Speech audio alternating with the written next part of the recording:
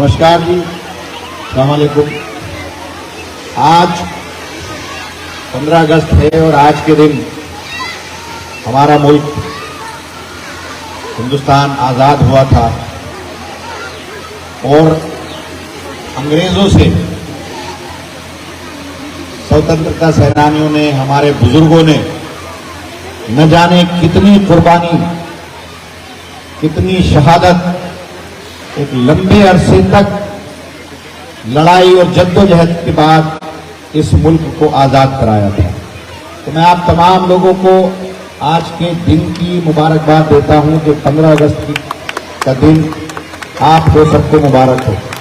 और F block के तमाम लोग इतनी गर्मी में, जो 300 के करीब, 300-400 लोगों के करीब तमाम जिम्मेदार, बच्चे, महिलाएं यहां आए हैं, मैं उन तमाम लोगों का भी खैर मकदम करता हूं कि आप इतनी गर्मी में अपने इस मुल्क से, अपने इस देश से मोहब्बत करते हैं, तभी आप आज यहां इसे जश्न के रूप में मना रहे हैं। यहां पर मौजूद डॉक्टर अशोक चक्रधर जी, शशि बंसल साहब, अनुराग श्रीवास्तव जो यहाँ के प्रेसिडेंट हैं, शाहिद शेख साहब जो वाइस प्रेसिडेंट हैं, डॉक्टर चित्रा कसाना जो यहाँ ट्रेजरर हैं, अशोक और हमारे बड़े भाई इंतखाब भाई, जिनकी वजह से आज मेरा यहाँ आना मुमकिन हुआ है। वो पहले भी मैं उनके घर आया था तो उन्होंने कहा था कि हम RWA का इलेक्शन में फाइट कर रहे हैं। जुबैदा जी जो डी ब्लॉक में हमारी रहती हैं वो यहाँ मौजूद हैं और मेरी पार्टी के और पूरे एफ ब्लॉक के तमाम जिम्मेदार, बुजुर्ग, माताएं, बहनें, बच्चे सब यहाँ मौजूद हैं। आप लोगों ने जो जो मुझसे काम कहे, मैं आपसे वादा कर रहा हूं कि अंदर की सड़कें, कहा आपने कि जो एफ ब्लॉक के अंदर जितनी भी सड़कें हैं उनकी खस्ता हालत है, तो मैं वादा कर रहा हूं कि 2-3 दिन के अंदर अपने इंजीनियर्स को भेज करके इंतखाब भाई और प्रेसिडेंट साहब के साथ में मिलकर के खालिद भाई और सुंदर भाई के साथ 2-3 दिन के अंदर एस्टिमेट करा दूंगा। और वादा कर रहा हूं कि 1 महीने में, 1 से 1.5 महीने में सारी गलियों का काम शुरू करा दूंगा, सारी सड़कें। दूसरा, आपने कम्युनिटी हॉल की बात की, क्योंकि पहले में और अब में फर्क ये है कि पहले एमसीडी में हमारी सरकार नहीं थी, अब एमसीडी में भी आम आदमी पार्टी की सरकार है। पार्षद हमारा नहीं है, हमने बहुत कहा था कि भाई सरकार हमारी है, पार्षद भी आप हमारा जिता दो, लेकिन वो नहीं जीत पाया। उसकी तकलीफ है कि अगर सारे इलाके में ओखला के सारे जीतते तो हालात दूसरे होते, बदलते। लेकिन कोई बात नहीं, सरकार हमारी है। फंड की जितनी जरूरत होगी, जहां भी आपका कम्युनिटी हॉल की जगह होगी, मैं एमसीडी वालों से बात कर लूंगा, डीसी से बात कर लूंगा, वहाँ के इंजीनियर, एग्जीक्यूटिव इंजीनियर से बात कर दूंगा। अगर वो हमें जगह प्रोवाइड करेंगे आपके सहयोग से, तो मैं वादा कर रहा हूँ कि आपका कम्युनिटी हॉल अपने MLA लेड फंड से या किसी भी फंड से, दिल्ली सरकार के, मैं आपको बनाकर दे दूंगा। इसके अलावा हमने यहाँ 50 कैमरे लगाए हैं। पीछे में आया था तो मैंने पानी की लाइनें और सीवर की लाइन में जो भी दिक्कत है उसको बदलने के लिए मैंने कह दिया, उसका हम लोग टेंडर कर रहे हैं। उसके अलावा वॉल के लिए पहले आप लोगों से तजवीज आई थी, तो हम वॉल भी आपकी जहां जहां खराब है या नीची है उसको ऊंचा हम लोग कर देंगे। हम लोग पॉकेट 8 में हमने की है, वहां पर सेक्टर 8 में, रसोला में और सेक्टर 7 में भी टेंडर मैंने किया, तो यहाँ भी जिसकी जो जरूरत है वो है। और मैं भी चाहता हूँ कि एफ ब्लॉक सरिता विहार को मॉडल के लोक में हम लोग बनाएं, ताकि और जो पॉकेट्स हैं उनमें भी हम काम कर सकें। यहाँ कुछ दूसरी पार्टी के लोगों ने इमेज बनाई मेरी कि भाई अमानतुल्लाह जो है ना वो सरिता विहार में काम नहीं करना चाहता। जब मैं जीत कर आया था उस वक्त के हालात अगर आप देखेंगे कि सारी सड़कें जो PWD की थी खराब थी। एक बस स्टैंड था सड़क पर, स्कूल्स की हालत क्या थी, आप ही के बिल्कुल बराबर में सरिता विहार में स्कूल है जो मदनपुर खादर के नाम से हैं, लेकिन है वो सरिता विहार में। फुटपाथ, हर ब्लॉक के बाहर एंट्री गेट पर एक बोर्ड उसका।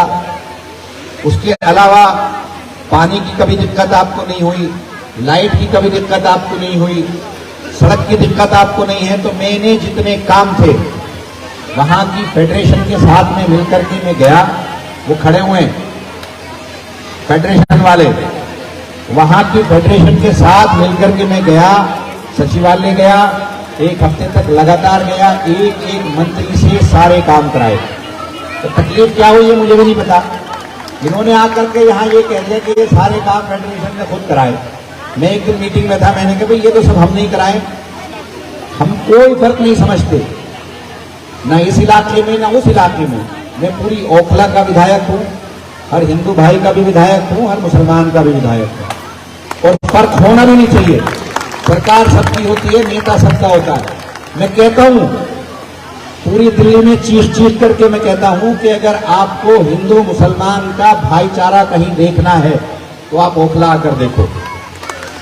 9 साल हो गए, 8.5 साल हो गए मुझे विधायक बने, एक भी ऐसी कंप्लेन इस ओखला से नहीं है कि कोई हिंदू के नाम पर मुसलमान के साथ ज्यादती की हो या किसी मुसलमान ने हिंदू के नाम पर ज्यादती की हो। एक भी केस नहीं है। यहाँ पर शाहिद भाई हैं, इनका उस वक्त में मजहब की बात होती, उस वक्त में मजहब का बंटवारा होता तो ये देश आजाद नहीं होता। 1857 का जब गद्र था, चक्रधर जी मानते हैं, अंग्रेजों ने ये फूट डाली थी हिंदू मुसलमान की, जब उन्हें ये लगा कि हिंदू मुस्लिम एक साथ। लेकिन वो जो हमारे बुजुर्ग थे वो समझते थे कि इन्होंने ऐसा किया, तभी तो गांधी जी को आगे किया था, तभी तो सुभाष चंद्र बोस को आगे किया था। और उस वक्त में अगर मजहब की बुनियाद पर बंटवारा होता तो ये देश आजाद नहीं होता। 1857 से लेकर के 1947 तक तकरीबन 91,000 लोगों के इंडिया गेट पर नाम है।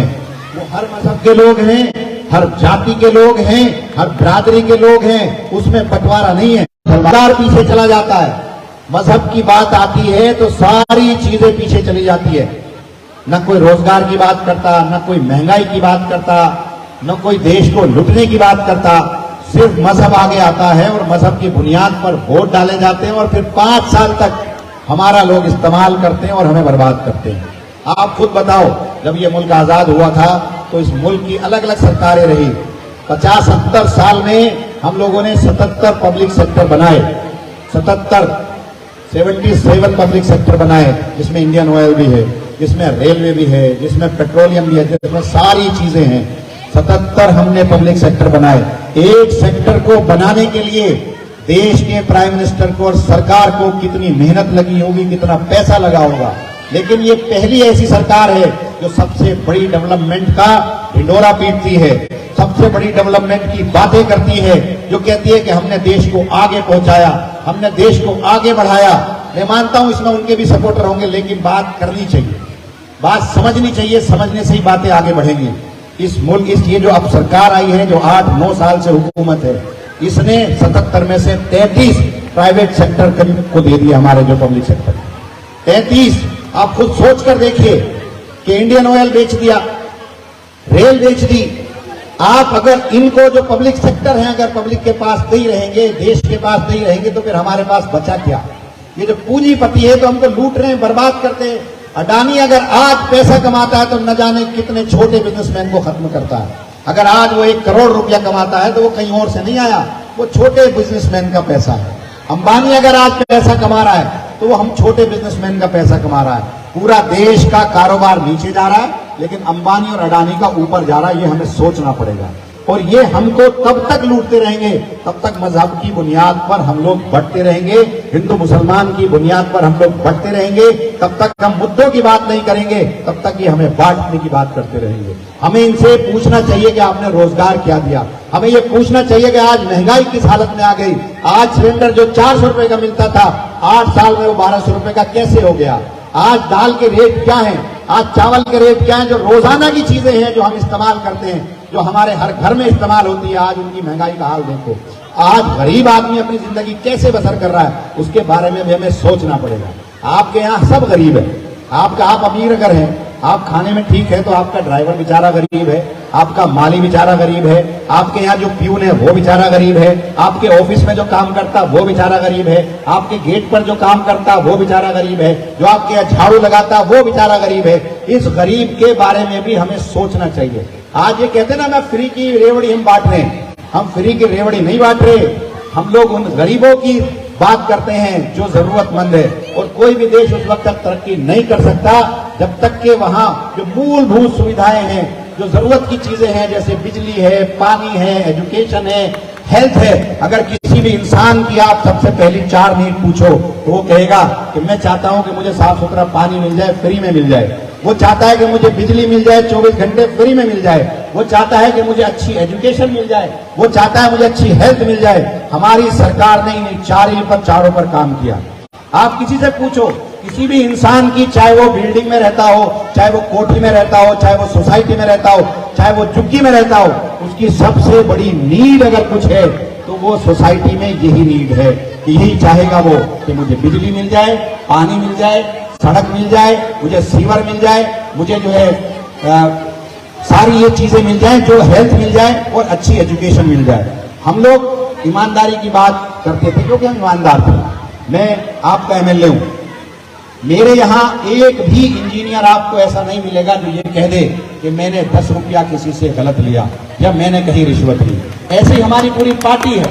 हम लोग अलग से बात करते थे, ईमानदारी की बात करते थे। इन्होंने क्या किया कि हमारे ऊपर चार्जेस लगा करके जेलों में डाल दिए हमारे लोगों को, और ये कहा कि देखो ये अलग से नहीं है, ये भी हम जैसे हैं। हम पर, हमारी ईमानदारी की राजनीति पर इन लोगों ने बेईमानी का टैग लगाया ताकि जनता में घूम घूम कर हम ये ना कह सके कि हम ईमानदार हैं। ये आपको समझना पड़ेगा, जरूरत समझनी पड़ेगी। इन्हीं बातों के साथ मैं अपनी बात को खत्म करता हूं। और अगर मेरी बात किसी को बुरी लगी हो या तकलीफ पहुंची हो तो उसके लिए मैं माजरत चाहता हूं, लेकिन बात सब हमें करनी चाहिए।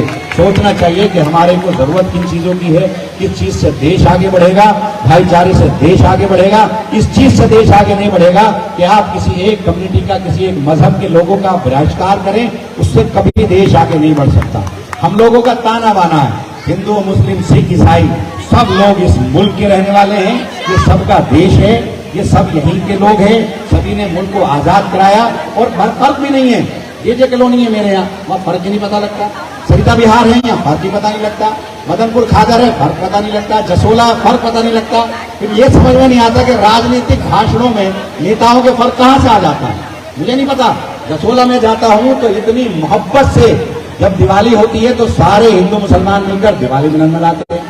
जब ईद होती है तो मिलकर के ईद मनाते हैं। इंतखाब भाई चतुर्वेदी जी, सारे हम लोग साथ मिलकर, मुझे बड़ा अच्छा लगा जब आपने कहा कि ये सारा काम शाहिद भाई देख रहे हो, ये सारा काम इंतखाब भाई देख रहे हैं। तो ये भाईचारा ही सब कुछ है, इससे आगे कोई चीज नहीं है। दुख में, तकलीफ में एक दूसरे के हम साथ खड़े हैं, इससे बड़ी कोई बात नहीं होती, इससे बड़ी कोई इंसानियत नहीं होती। सबसे बड़ी चीज इंसानियत है, और इंसानियत जब तक जिंदा है कोई हमारा कुछ नहीं बिगाड़ सकता। शुक्रिया। इन बातों के साथ मैं अपनी बात करता हूं।